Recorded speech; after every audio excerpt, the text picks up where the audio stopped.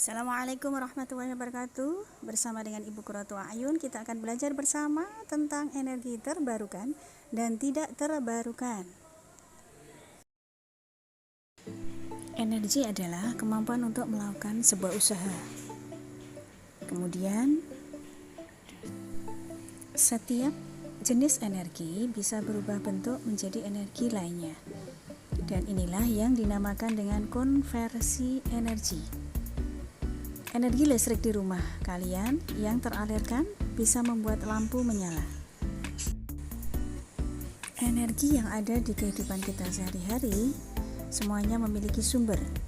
Jadi kalau dilihat dari asalnya, energi dibagi menjadi dua, secara primer dan sekunder. Energi primer adalah energi yang bersumber dari alam seperti angin, air, matahari, kayu, batu bara, minyak, dan nuklir.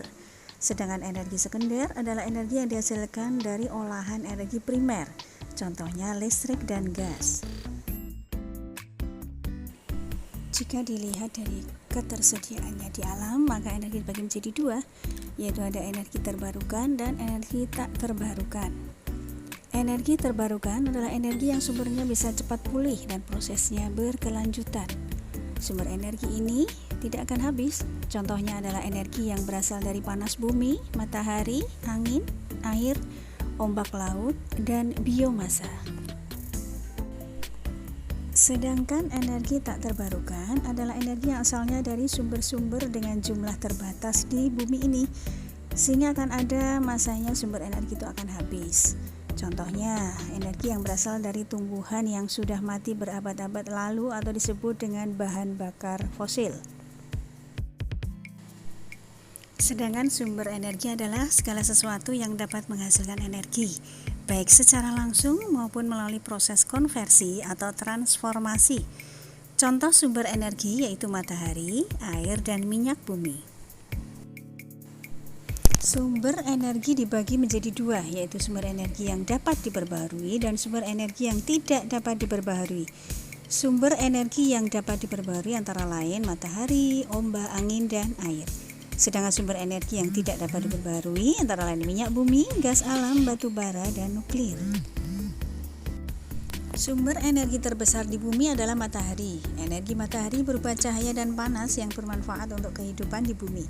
Tanpa matahari, maka kehidupan di bumi tidak akan ada. Matahari juga berperan sebagai pusat tata surya yang dikelilingi oleh 8 planet, termasuk bumi. Sumber energi yang dapat diperbaharui adalah sumber energi yang tidak akan habis bila digunakan terus-menerus. Contohnya panas bumi, angin, bioenergi, sinar matahari, aliran dan terjunan air, serta gerakan dan perbedaan suhu lapisan laut. Sumber energi yang dapat diperbarui dapat digunakan untuk energi alternatif. Definisi energi alternatif adalah semua sumber energi yang dapat digunakan dan bertujuan untuk menggantikan bahan bakar konvensional tanpa akibat yang tidak diharapkan dari hal tersebut. Contoh sumber energi yang dapat diperbarui antara lain, yang pertama adalah energi matahari, yang merupakan sumber energi yang paling utama bagi kehidupan manusia. Energi yang dipancarkan oleh matahari dihasilkan dari reaksi fusi, yaitu penggabungan dari 4 inti hidrogen menjadi inti helium yang terjadi di dalam inti matahari. Energi matahari dapat dikonversi ke bentuk energi lain seperti panas dan listrik yang menggunakan pembangkit listrik tenaga surya atau PLTS. Sel surya atau solar cell adalah alat yang dapat mengubah energi dalam cahaya menjadi energi listrik melalui efek fotovoltaik. Dan teknologi ini dikenalkan oleh fisikawan Prancis yang bernama Antoine Kessar pada tahun 1839. Sedangkan tenaga surya yang terkonsentrasi itu menggunakan cermin dengan maksud untuk memusatkan sinar matahari. Sehingga energi matahari dapat digunakan untuk memanaskan fluida pada suhu yang tinggi dengan menggunakan sistem konsentrator. Semakin besar faktor konsentrasinya, maka semakin tinggi suhu cairan yang dipanaskan. Kemudian manfaat dari sinar matahari yang lain diantaranya menghangatkan bumi dan makhluk hidup yang ada di bumi. Energi panas matahari juga dapat membuat udara dan air di bumi bersirkulasi. Kemudian sebagai penerangan pada siang hari sehingga dapat menghemat energi listrik. Panas matahari digunakan juga untuk mengeringkan pakaian dan barang cucian. Kemudian bisa juga untuk berjemur di bawah sinar matahari secara teratur untuk membantu tubuh mendapatkan vitamin D yang cukup. Sumber energi yang terbarukan yang kedua adalah angin. Energi angin adalah energi yang dihasilkan udara dan berhembus di permukaan bumi. Energi angin bisa diubah menjadi mekanik dengan tujuan menghasilkan usaha. Kalau zaman dahulu penggunaan energi angin dengan menggunakan kincir angin untuk menggiling padi, memotong kayu, dan menghasilkan bentuk energi mekanik lain. Sedangkan manfaat daripada energi angin yang lain diantaranya menggerakkan kincir angin dan turbin angin sehingga dapat menghasilkan listrik, kemudian mendorong perahu layar agar dapat berjalan, ataupun membantu proses pengeringan pakaian. Contoh sumber energi yang terbarukan ketiga adalah air. Energi air diperoleh dari air yang mengalir. Energi air menghasilkan tenaga air atau hydropower yang memanfaatkan gerakan air dari bendungan. Pemanfaatan energi air dapat terlihat pada penggunaan pembangkit listrik tenaga air atau PLTA. Kemudian pada bagian bawah bendungan terdapat turbin pada lubang-lubang saluran air yang fungsinya untuk mengubah energi kinetik dari gerakan air menjadi energi mekanik untuk generator listrik. Energi listrik yang berasal dari air disebut dengan hidroelektrik.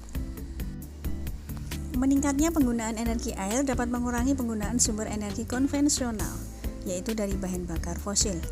Adapun manfaat energi air diantaranya sebagai pembangkit tenaga listrik menggunakan turbin yang menggerakkan generator untuk menghasilkan listrik, kemudian juga sebagai keperluan transportasi, wisata, ataupun irigasi, yaitu pengairan pada pertanian. Sumber energi yang keempat adalah panas bumi. Energi panas bumi adalah energi panas yang berasal dari dalam bumi. Energi panas ini tepatnya dihasilkan di dalam inti bumi, yaitu kira-kira pada kedalaman 6.400 km dari permukaan bumi. Panas bumi berasal dari inti luar bumi yang terbentuk dari batuan cair panas yang disebut dengan magma. Panas bumi timbul karena peristiwa peluruhan partikel-partikel radioaktif dalam batuan tersebut.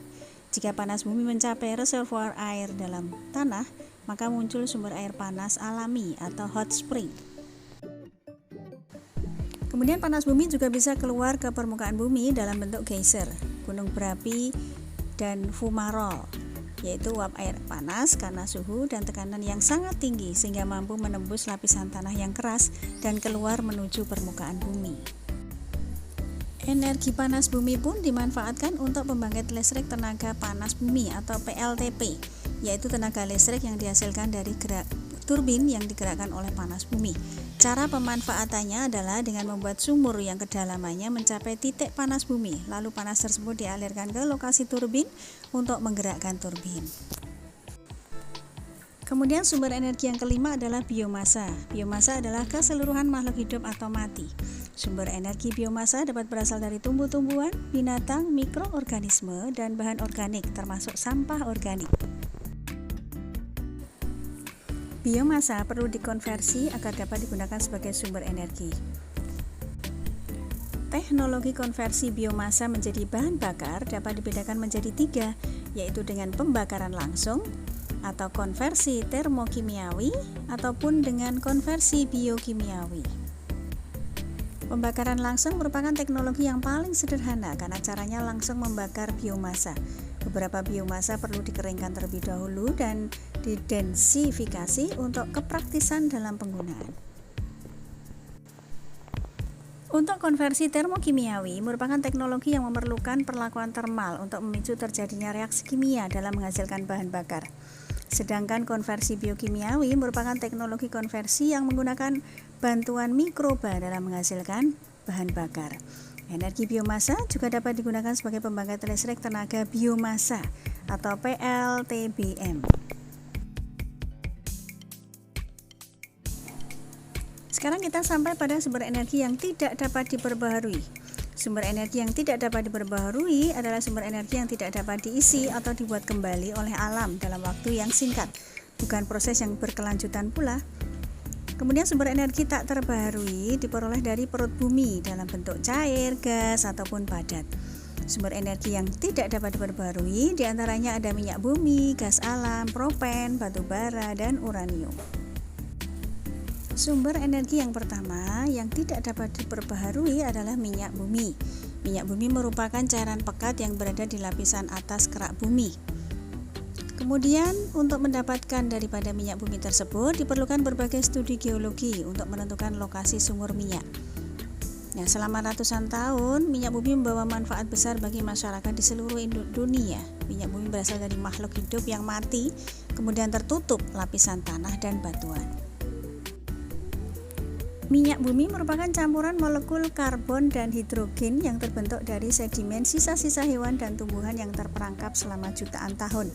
Karena adanya tekanan dan temperatur dalam kerak bumi, maka terbentuk reservoir ataupun tempat cadangan minyak yang berada jauh di bawah permukaan tanah. Reservoir terjadi karena lapisan batuan yang keras yang disebut dengan caprok atau batuan sarang.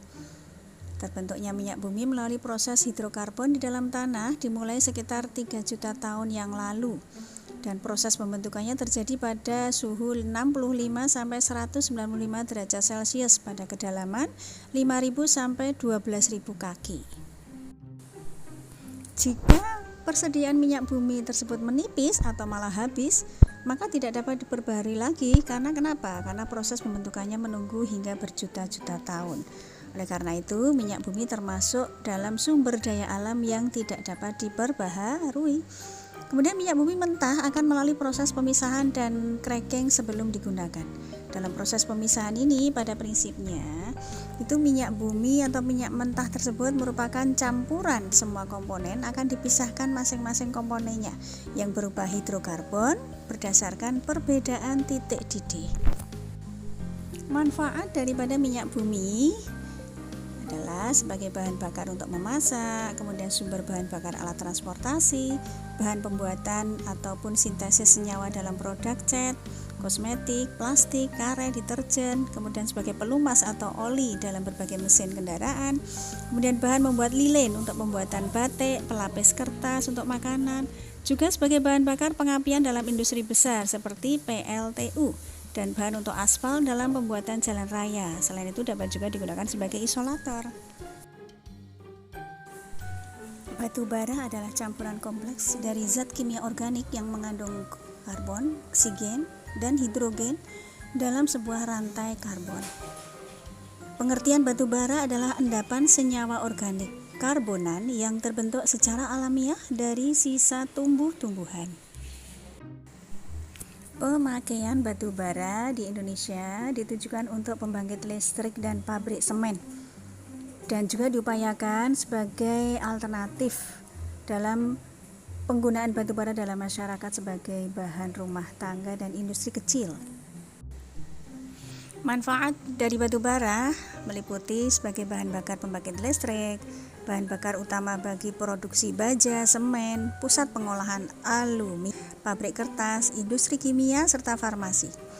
Dan juga produk-produk hasil sampingan batu bara antara lain adanya sabun, aspirin, zat pelarut, pewarna, plastik, dan fiber. Lalu bagaimana dengan gas alam? Gas alam adalah salah satu jenis fosil yang terperangkap di bawah bebatuan. Gas ini terbentuk dari metana, yakni gas beracun yang berbau busuk. Gas alam ini dipakai untuk memasak dalam bentuk LPG. Demikian informasi yang bisa saya berikan. Kurang lebihnya mohon maaf. Assalamualaikum warahmatullahi wabarakatuh.